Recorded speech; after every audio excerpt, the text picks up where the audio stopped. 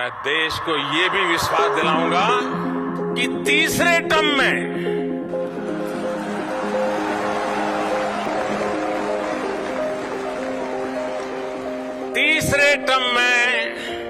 दुनिया की पहली 3 इकोनॉमीज में एक नाम भारत का होगा। मोदी जी कॉन्फिडेंट है 2024 का जो इलेक्शन है वो बीजेपी या फिर एनडीए ही जीतेगा और पहले से भी ज्यादा बहुमत लाएगा। On the other side opposition अपना एड़ी चोटी का जोर लगा रहा है कि आगे जाके ऑपोजिशन ये इलेक्शन जीत पाए।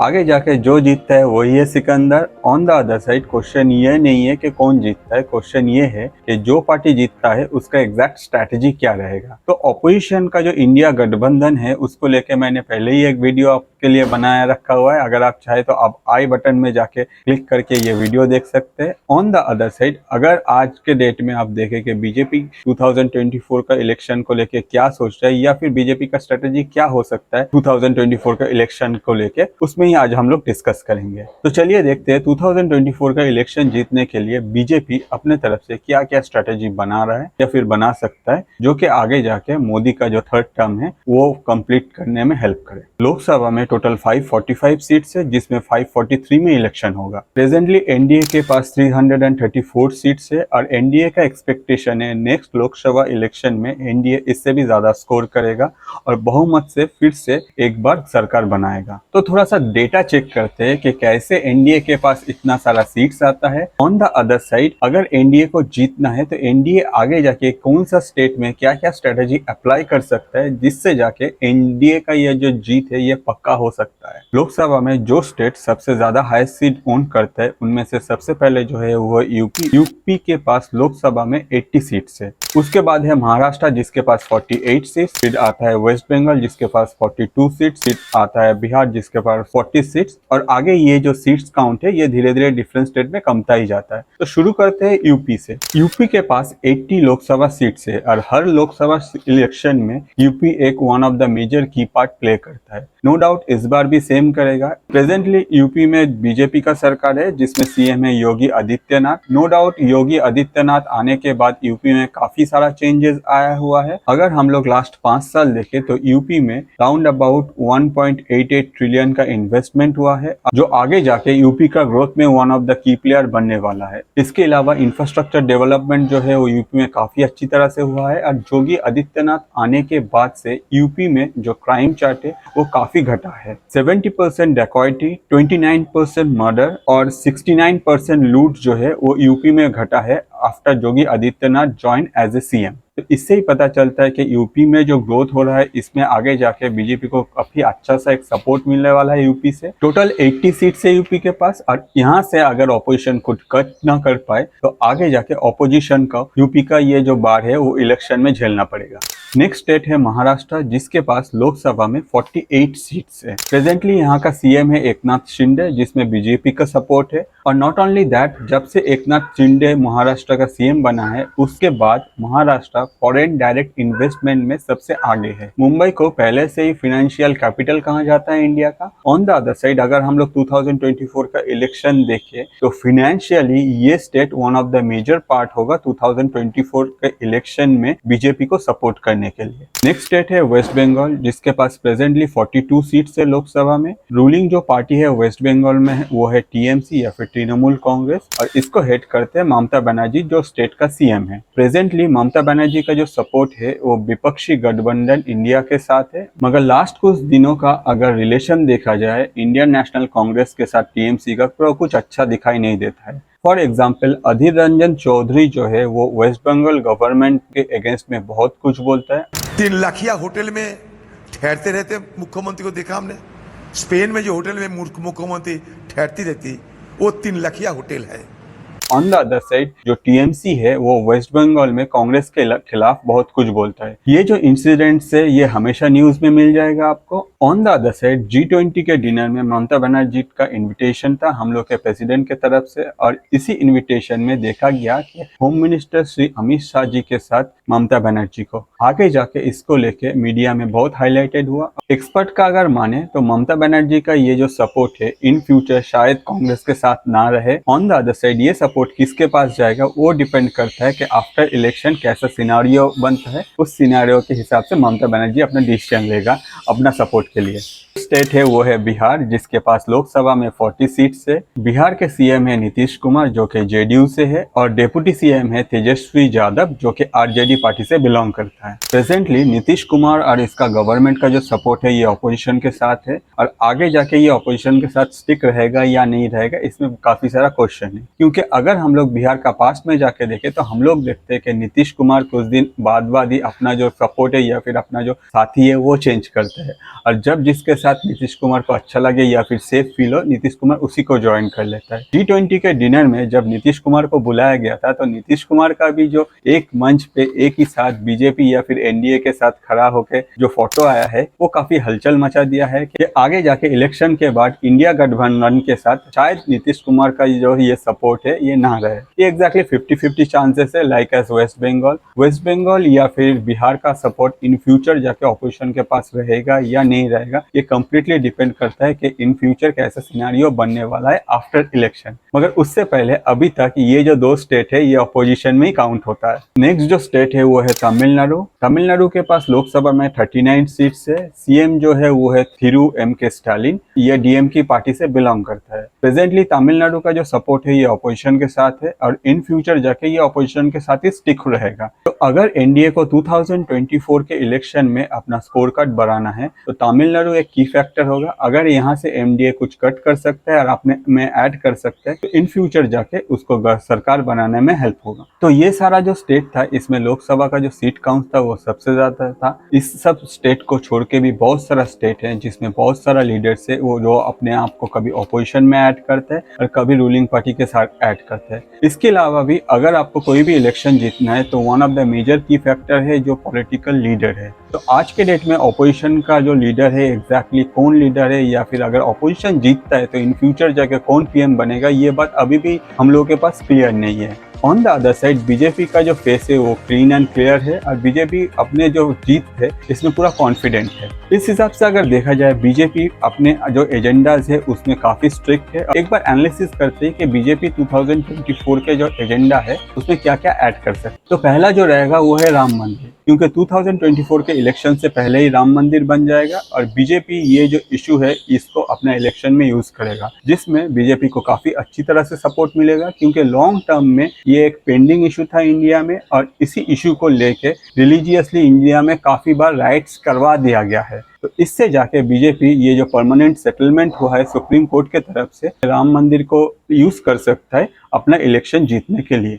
नेक्स्ट है वुमेन एम्पावरमेंट या फिर रिजर्वेशन। प्रेजेंटली वुमेन रिजर्वेशन जो बिल है ये ऑलरेडी पास हो गया, ये अभी लॉ में कन्वर्ट हो गया। भले ही 2029 में जाके एक्टिव हो, मगर उससे पहले बीजेपी इसको one of the key factor रखेगा। तो इससे जाके इंडिया का जो माँ बहनें घर में बैठ के टीवी देखते थे उन लोगों का भी सपोर्ट बीजेपी के तरफ में जा सकता है। नेक्स्ट जो है वो है इकोनॉमिक ग्रोथ। 2014 से पहले जब बीजेपी नहीं आया था उस टाइम में India economically globally 10th position में रैंक करता था। आज के डेट में इंडिया 5th पोजीशन में है, और एक्सपेक्ट किया जा रहा है कि बहुत जल्दी इंडिया 3rd पोजीशन में आ जाएगा। कि हमारे पहले टर्म की शुरुआत में भारत वर्ल्ड इकोनॉमी में 10वें नंबर पे था। दूसरे टर्म में आज भारत दुनिया की 5वीं सबसे बड़ी इकोनॉमी है। ट्रैक रिकॉर्ड के आधार पर मैं कह रहा हूं, मैं देश को यह भी विश्वास दिलाऊंगा कि तीसरे टर्म में दुनिया की पहली 3 इकोनॉमीज में एक नाम भारत का होगा।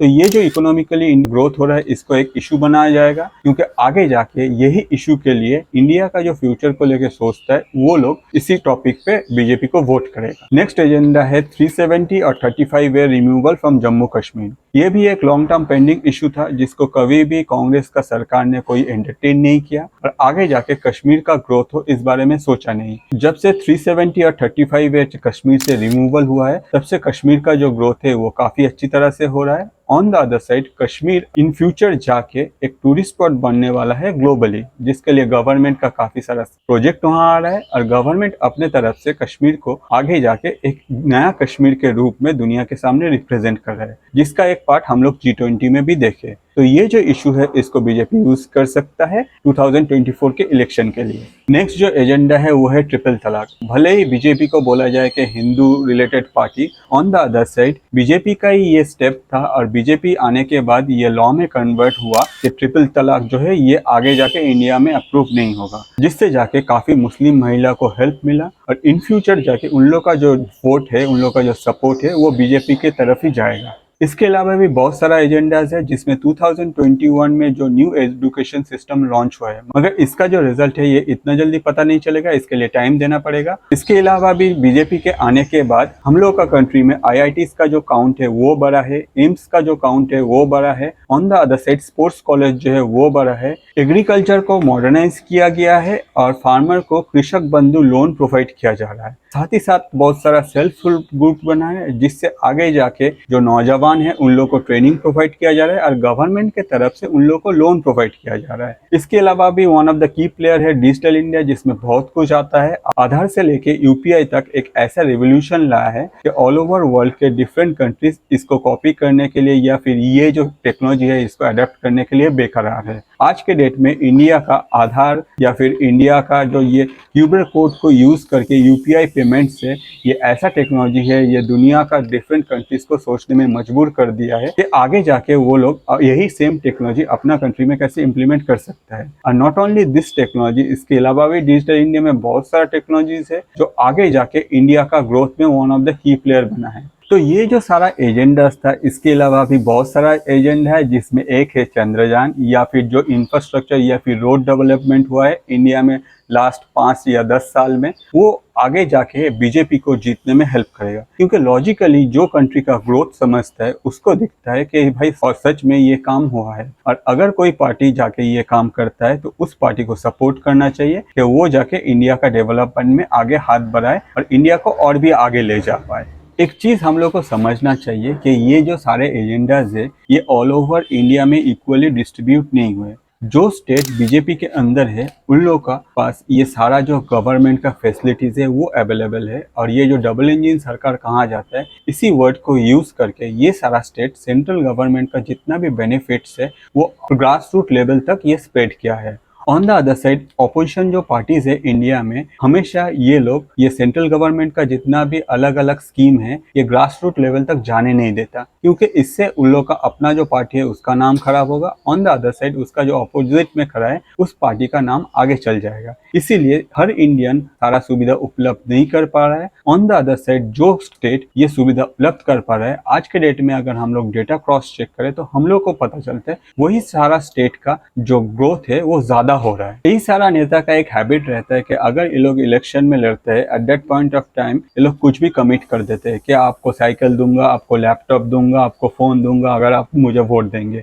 ऑन द अदर साइड अगर ये लोग कैसे भी जीत जाता है तो आगे जाके हम लोग जैसा टैक्स पेयर का जो मनी है वो यूज करके ये लोग ये सब देता है, अपना इलेक्शन का जो कॉस्ट है वो रीपे करता है हम लोग जैसा इंसान को। मगर नेताजी का यही सब रॉन्ग डिसीजन आगे जाके इंडिया के लिए खराब होता है। ये सब को अगर छोड़ भी दे तो नेक्स्ट जो की फैक्टर है वो है मीडिया। पहले तो सोशल मीडिया नहीं रहता था, अभी तो सोशल मीडिया है, मेन स्ट्रीम मीडिया है, मगर थोड़ा सा बैक में जाके अगर हम लोग ये दोनों में डिफरेंस चेक करें तो काफी एक अच्छा सा इंफॉर्मेशन मिलता है। 2008 पहला साल था दुनिया के हिस्ट्री में जिसमें सोशल मीडिया को फर्स्ट टाइम यूज किया गया था इलेक्शन जीतने के लिए, और यही सेम टेक्निक इंडिया में अप्लाई हुआ 2014 के इलेक्शन में। 2008 में अगर आप यूएस में देखें जिस टाइम में बैराक ओबामा यूएस का प्रेसिडेंट बना था, और 2014 में जिस टाइम में नरेंद्र मोदी जी इंडिया के पीएम बने, दोनों पे ये आरोप लगता है कि भाई आप लोग जो है वो सोशल मीडिया का यूज किए हो और सोशल मीडिया के सपोर्ट के वजह से ही हम इलेक्शन जीत पाए हो। तो ये एक प्रोसेस है। अगर हम लोग पास्ट में जाके देखें तो एक टाइम में प्रिंट मीडिया यूज होता था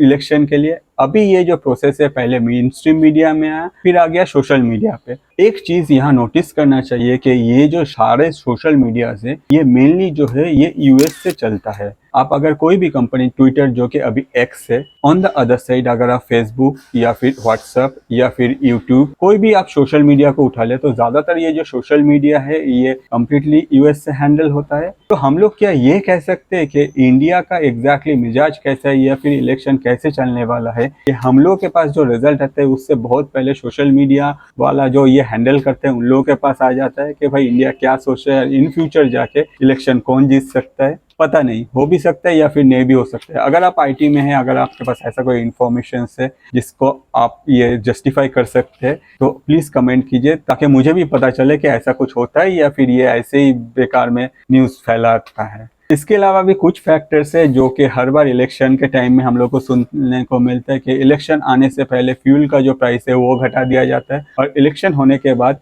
फ्यूल का जो प्राइस है ये बढ़ा दिया जाता है, जो कि एक कॉमन है हर बार। ऑन द अदर साइड, अगर आप इलेक्शन के टाइम में फॉलो करें तो आपको कुछ वर्ड्स आपके पास सुनने को ज़्यादा मिलेगा, जैसे कि मनी लॉन्ड्रिंग या फिर हॉर्स ट्रेडिंग या फिर बहुत सारा ब्राइब दिया गया है या फिर जो वोट है वो और जेन्युइनली नहीं हुआ है। ऑन द अदर साइड, जो वोट डालने का मशीन है उनमें प्रॉब्लम है, उसमें कुछ किया गया है। तो ये सारा जो फैक्टर ये हर बार इलेक्शन में होता है और ज्यादातर पार्टी जो हार जाते हैं वो लोग इस बात को लेकर कंप्लेन करते हैं। ऑन द अदर साइड, जब वो पार्टी दूसरा कोई स्टेट में इलेक्शन जीतता है या फिर ऐसा कुछ होता है, at that point of time opposition का भी इसको लेकर कंप्लेन नहीं करता है। तो ये एक फैक्टर है, ये हमेशा जब तक इलेक्शन रहेगा तब तक इसके साथ चलता ही रहेगा। कुछ एक्सपर्ट का मानना है एक और मेजर फैक्टर इलेक्शन में यूज किया जाता है वो है इमोशन। आप बोलेंगे इमोशन ये कैसे यूज होता है, इसको भी बताते हैं। कुछ एक्सपर्ट का मानना है जब भी इलेक्शन आता है तब एंटी इंडिया जो एक्टिविटीज है ये बढ़ जाता है और इस टाइम में अगर कहीं भी कोई एंटी इंडिया इंसिडेंट होता है तो आगे जाके हम लोग का जो गवर्नमेंट है उसमें स्टेप लेता है। तो इस हिसाब से देखा जाए इंडिया का एक इमोशन ग्रो करता है इंडियन गवर्नमेंट में जो भी पार्टी रूल कर रहा है, और वो जाके आगे उसी पार्टी को वोट देता है क्योंकि वो हमेशा इंडिया के लिए स्टैंड करता है। एक्सपर्ट का माने तो ये काफी बार हुआ है या फिर ये करवाया गया है, मगर इसके पीछे कोई वैलिड लॉजिक नहीं है। तो बहुत सारा ऐसा इंसिडेंट होता है मगर दोनों में अगर कोई कनेक्शन है या नहीं है ये अभी तक कोई जस्टिफाई नहीं कर पाया। इसके अलावा भी प्रेजेंटली एक न्यूज सुनने को मिल रहा है, स्लोवाकिया में जब इलेक्शन हो रहा था उस टाइम में AI जनरेटेड फेक वीडियो बनाया गया है। ये जो टेक्नोलॉजी है ये मेनली AI बेस्ड है और इसको डीप फेक कहा जा रहा है। इस टेक्नोलॉजी को यूज करके डिफरेंट टाइप ऑफ वीडियोस बनाया जा रहा है कि एक नेगेटिव इमेज स्प्रेड कर रहा है। ये कम्प्लीटली इलीगल है, मगर अच्छी बात है कि इंडिया में अभी तक ऐसा कुछ सुनने को नहीं मिला है और आगे जाके होपफुली ऐसा कुछ सुनने को नहीं मिलेगा। अगर आपको ग्रोथ चाहिए कंट्री का तो आपका जो वोट है वो आप ठीक से नेताजी को देख के दीजिए। और ऐसा ही इन्फॉर्मेशन अगर आपको और भी चाहिए और आपको लगता है कि मेरा और मेरा चैनल का कुछ ग्रोथ हो तो एक्सपेक्ट करूंगा इस बार आप सब्सक्राइब जरूर करेंगे और ये जो वीडियो है अपने दोस्तों के साथ शेयर करेंगे, क्योंकि हम लोग जैसा क्रिएटर के लिए यही रोजी रोटी है। आज के लिए इतना ही। मैं अतुल, थैंक यू।